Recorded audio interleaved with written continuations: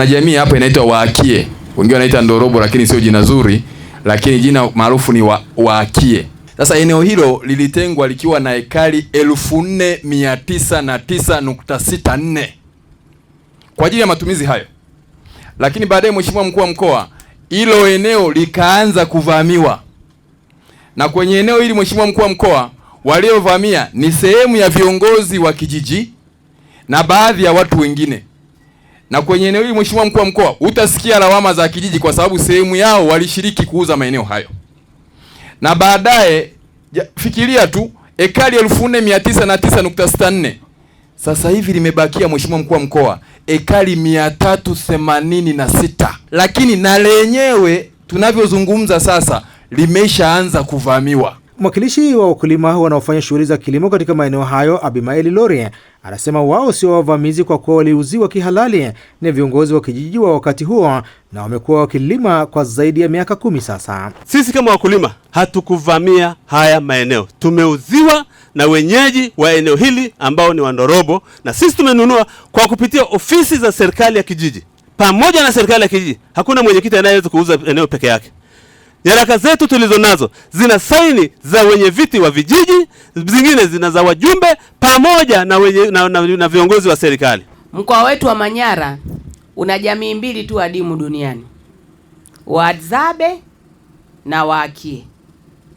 Wahadzabe wako Mbulu kule. Hawa Waakie ambao wako huku ni jamii nyingine nyeti na adimu, ni wenzetu wanaoishi kwa kula asali. Asali zinatoka kwenye nyuki. Nyuki wanaishi kwenye miti na misitu. Hivi mnapokwenda kulima mnataka wenzenu wafe njaa au wakimbie nchi yao wakaishi wapi? Maelekezo yangu ni madogo sana. Kuanzia leo hii ninavyozungumza sasa hivi, yoyote aliyoko ndani ya eneo la Waakie toka haraka. Mheshimiwa Mkuu wa Wilaya na kamati yako ya usalama lisimamieni hilo bila kuangalia sura. Kwa sababu pia nimeambiwa kule kuna baadhi ya taasisi ziko kule. Bahati nzuri mmoja kati ya sisi tumeongea hapa kaniambia, mkuu, sikujua, sipo huko, nimeshatoka. Kwa hiyo taasisi moja tayari imeshatoka kule. Hawapo. Na hao ni magereza. Wengine waliopo kule wanajijua, sitaki kuwataja. Nendeni mkatoke haraka kuanzia sasa hivi. Yaani eneo la Waakie sitaki liwe lina mgogoro. Tubakie na mgogoro wa sehemu zingine kwa sababu ni eneo ambalo lilitengwa kwa utaratibu mzuri na kwa umakini na kwa umuhimu wake, ilitengenezewa na hati kabisa ili jamii hiyo isiguswe. Sasa wenzenu hawali makande kama sisi tunavyokula makande, si ndio? Wala hawali biriani. Sasa mnakwenda kukata miti, nyuki wakimbie kuzaa, washindwe kupata asali, washindwe kula chakula. Mnataka wenzenu wafe njaa? Wanaishije wale? Yoyote aliye ndani ya hifadhi hii ya nyuki, naenda kajitoe mwenyewe, tustafutane ugomvi. Katoke haraka kuanzia sasa. Sijui kama unanielewa. Hatutokusubiri ulielima wala uliyefanya nini, story hiyo sitaki kuisikia.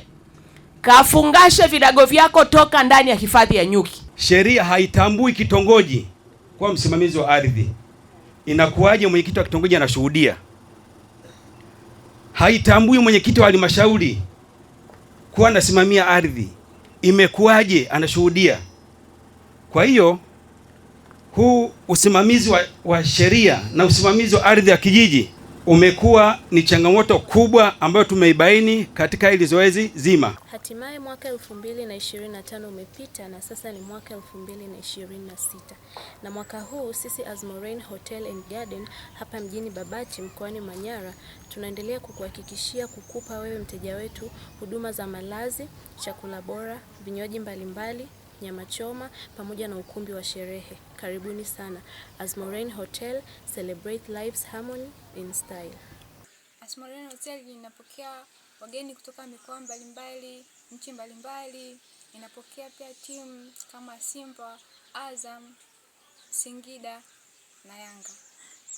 Na msimu wa sikukuu tunatarajia kupokea wageni wengi kama hizi timu Singida, Yanga, Simba na Azam FC. Karibuni sana Azmorain Hotel.